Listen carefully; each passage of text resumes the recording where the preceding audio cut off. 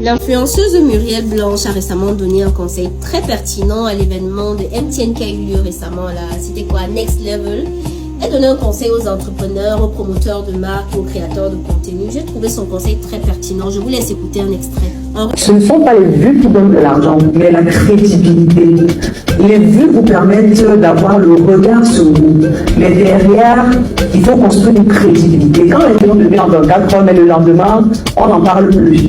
Mais lorsque vous avez une crédibilité, ça vous ouvre des portes pour des projets futurs. En résumé, elle encourage les entrepreneurs à ne pas chercher uniquement le buzz ou les vues, mais à réellement bâtir une crédibilité autour de sa marque et de sa personne. Pour ceux qui ne me connaissent pas, je suis Abérage, connue sur les réseaux sociaux sous le nom de Miss Qualité, parce que au quotidien, j'aide les marques africaines à devenir beaucoup plus crédibles, structurées et compétitives.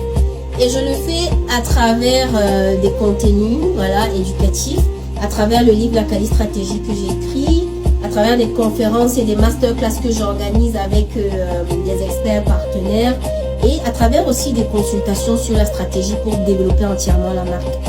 Et vu qu'on parle de crédibilité, ce qui me donne la légitimité ou la crédibilité de faire ce que je fais, c'est que premièrement, j'ai obtenu un diplôme d'ingénieur économiste, obtenu à la faculté d'agronomie et des sciences agricoles. Je suis cadre à l'agence des normes et de la qualité au Cameroun. Je suis consultante en stratégie de marque, comme je l'ai dit à l'entame. Et je suis aussi entrepreneur et auteur. Donc dans cette vidéo, je vais vous donner 3 conseils pour bâtir cette crédibilité dont Muriel Blanche nous parle.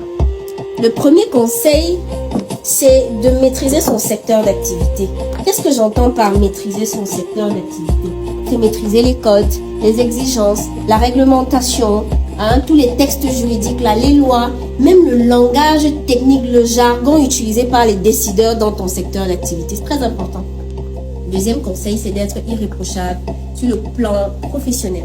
À ce niveau-ci, vous devez pouvoir présenter les résultats de votre activité, c'est-à-dire les retours de vos clients, l'impact que vous avez. Vous devez pouvoir prouver votre expertise, soit par une certification, une autorisation, un agrément, peu importe. Vous devez même avoir des processus internes pour pouvoir assurer la qualité de votre produit et de vos services. Pour moi, le plus gros challenge pour les entreprises africaines, c'est l'ordre, c'est la structure. Le troisième et le dernier conseil, c'est de définir son positionnement et de développer une rengaine. Je pense que ça, c'est le meilleur conseil. La rengaine, c'est quoi? C'est un peu comme le refrain d'une chanson. Tu dois répéter ton positionnement, qui tu es et pourquoi tu fais ce que tu fais. Que ce soit sur les réseaux sociaux, que ce soit quand tu prends la parole en public, dans des interviews.